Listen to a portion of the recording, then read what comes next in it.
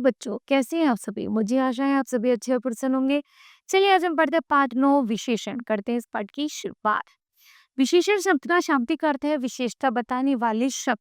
संज्ञा सर्वनाम शब्दों की रूप, गुण, दोष, आकार, संख्या, मात्रा आदि बताने वाले शब्द विशेषण होते हैं। संज्ञा सर्वनाम की रूप, गुण, दोष, आकार, संख्या एवं मात्रा की विशेषता बताने वाले शब्द विशेषण कहलाते हैं। जिन संज्ञा या सर्वनाम शब्दों की विशेषता बताई जाती है वे विशेष्य कहलाते हैं।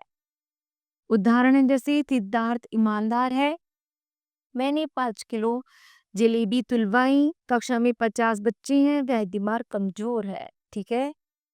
उपयुक्त वाक्यों में ईमानदार, 5 किलो, 50, कमजोर शब्द, सिद्धार्थ, जलेबी, बच्चे, दीवार आदि में गुण, मात्रा, संख्या, रूप या अवस्था का बोध करा रहे हैं।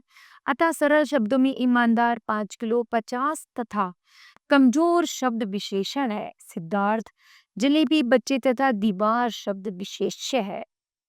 विशेषण है जो शब्द विशेषणों की भी विशेषता बताते हैं उन्हें प्रविशेषण कहते हैं। जैसे आज शिमला में मौसम बहुत ठंडा है, मेरे बगीचे में अत्यधिक सुंदर फूल खिले हैं।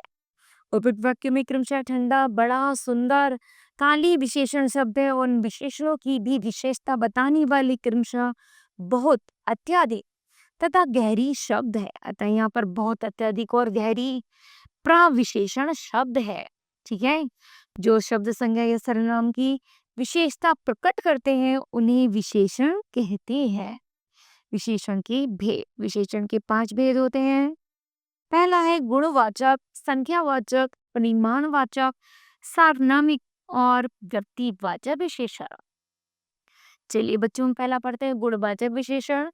जो शब्द संज्ञा या सर्वनाम की किसी गुण का बोध कराते हैं उन्हें गुणवाचक विशेषण कहते हैं। जैसे उपवन में लाल गुलाब खिले हैं, बूढ़ा व्यक्ति पेड़ के नीचे खड़ा है।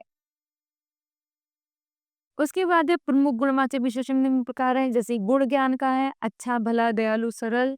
दोष ज्ञान का बुरा, दुष्ट, दुर्जन, क्रूर। आकार ज्ञान का लंबा, गोल, तिकोना, चौड़ा। रंग ज्ञान का काला, नीला, लाल, सफेद। दशा ज्ञान का दुबला, मोटा, वस्त्र, गुण। दिशा ज्ञान का पूर्व, पश्चिम, उत्तर, दक्षिण। स्पर्श ज्ञान का कठोर, कोमल, खुरदरा, साधक, बोधक का मीठा, खट्टा, नमकीन। आगे संख्यावाचक विशेषण। जो शब्द किसी संज्ञा या सर्वनाम की संख्या या कम का ज्ञान कराते हैं उन्हें संख्यावाचक विशेषण कहते हैं। जैसे बस में 50 यात्री बैठे हैं। संख्यावाचक विशेषण की भेद। जैसे निश्चित संख्यावाचक है, जिन विशेषणों से निश्चित संख्या का बोध होता है उन्हें निश्चित संख्यावाचक विशेषण कहते हैं। जैसे अभी के पास 2 पतंग है। निश्चित संख्यावाचक विशेषण है। जिन विशेषणों से निश्चित संख्या का बोध नहीं होता उन्हें निश्चित संख्यावाचक विशेषण कहते हैं। जैसे आज बहुत सारे बच्चे अनुपस्थित हैं। आगे है परिमाणवाचक विशेषण। मात्रा, नाप, तोल आदि का बोध कराने वाले विशेषण को परिमाणवाचक विशेषण कहते हैं। जैसे मुझे 2 किलो आलू दे दो। परिमाणवाचक विशेषण के उपभेद हैं। परिमाणवाचक विशेषण के 2 उपभेद हैं। पहला है निश्चित और दूसरा है अनिश्चित। निश्चित है निश्चित परिमाण विशेषण वाचक। निश्चित परिमाण वाचक में संख्या या गिनती निश्चित होती है। जैसे 2 किलो चावल लाना। अनिश्चित परिमाण वाचक विशेषण में संख्या निश्चित नहीं होती या नापतोल का बोध निश्चित मात्रा या नापतोल का बोध होता है। जैसे बगीचे में थोड़ा पानी लगा दो। उसके बाद है परिमाणवाचक और संख्यावाचक विशेषण में अंतर। जिन वस्तुओं को नापा अथवा तोला जाता है उन्हें परिमाण बताने वाले शब्द परिमाणवाचक विशेषण कहलाते हैं। जिन वस्तुओं की गिनती की जा सकती है उनको संख्या बताने वाले शब्द संख्यावाचक विशेषण कहलाते हैं। अतः दोनों विशेषणों में यही अंतर है, एक गणनीय है, दूसरा नापने तोलने योग्य है। ठीक है। चलिए उदाहरण शोरी ने 50 किलो अनाज खरीदा, परिमाण है। जतिन ने 4 कमीजें खरीदी, ये संख्या है। आगे सार्वनामिक विशेषण। जो सर्वनाम संज्ञा की विशेषता बताने के लिए प्रयुक्त होते हैं उन्हें सार्वनामिक विशेषण कहा जाता है। जैसे मेरा भाई प्रथम आया।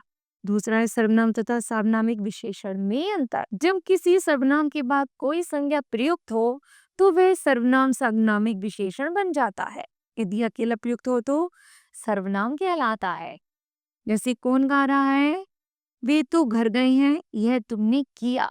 उसके बाद है विशेषणों की तुलना।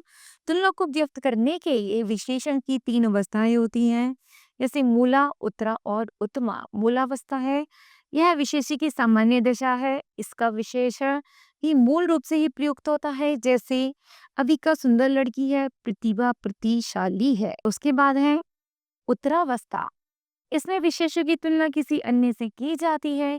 मूलावस्था में तर शब्द लगाकर भी उत्तरावस्था के शब्द बनाए जाते हैं, जैसे जीत मयंक से तीव्र दौड़ता है। उसके बाद है उत्तमावस्था।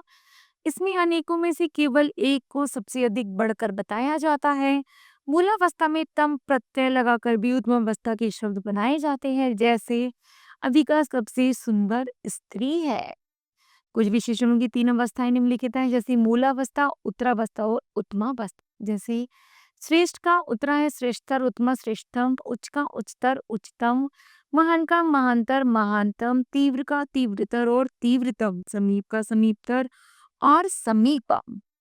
ठीक है, इस तरह बच्चों ये शब्द हैं जिन्हें आपको पढ़ना है। आगे है विशेषणों की रचना। हिंदी में कुछ शब्द मूल से विशेषण होते हैं, जैसे अच्छा, बुरा, पीला, निम्न, उच्च, चतुर, श्रेष्ठ, सुंदर आदि।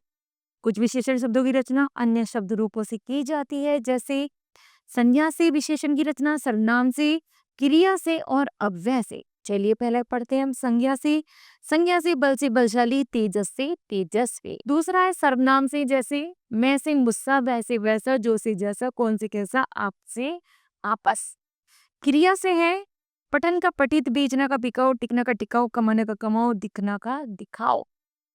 उसी तरह है अव्यय से आगे का अगला, भीतर का भीतरी, बाहर का बाहरी, नीचे का निचला। उपसर्गों से है बद का बदसूरत, बदनाम, दो से दुमंजिले दुधारू, सु से सुबोध सुगम, ला से लाइलाज लाजवाब, ना से नालायक नाकाबिन, नी से निडर और निकम्मा। ठीक है, तो बताओ बच्चों आपने इस पाठ से क्या सीखा? हमने सीखा संज्ञा सनम के गुण, रूप, संख्या, मात्रा, अवस्था आदि की विशेषता बताने वाले शब्द विशेषण कहलाते हैं। जिन शब्दों की विशेषता बताई जाए उन्हें विशेष्य कहते हैं। विशेषण के 4 भेद होते हैं, गुणवाचक, परिमाणवाचक, संख्यावाचक और सारनामे। परिमाणवाचक विशेषण 2 प्रकार के होते हैं, निश्चित और अनिश्चित। सारनामिक विशेषणों को संकेतवाचक विशेषण भी कहते हैं। विशेषण शब्दों की विशेषता बताने वाले शब्द प्रविशेषण कहलाते हैं। विशेषणों की मुख्य 3 अवस्थाएं होती है, मूला, उत्तरा और उत्तमा। विशेषण शब्दों की रचना संज्ञा, सर्वनाम, क्रिया, अव्यय, उपसर्ग आदि से भी की जाती है। ठीक है, इस तरह बच्चों ये पाठ समाप्त होता है। मुझे आशा है कि आप सभी को भी यह पाठ समझ आया होगा। धन्यवाद।